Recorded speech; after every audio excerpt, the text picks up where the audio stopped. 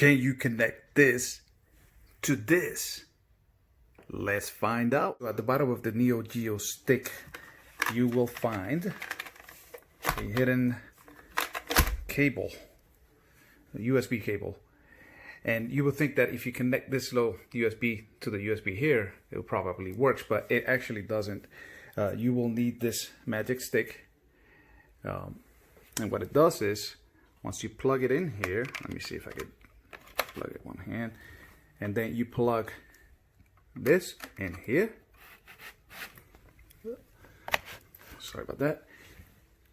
Turn this baby on, and your stick will be in green. I don't know if you can see those that color right there in green, but it is green. And let's see if it actually works.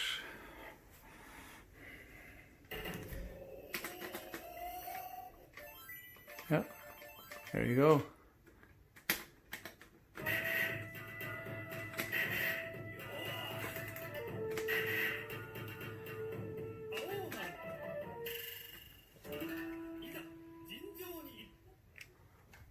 Just in case, and yeah, that actually does work. Look at that. Bam. And it works great.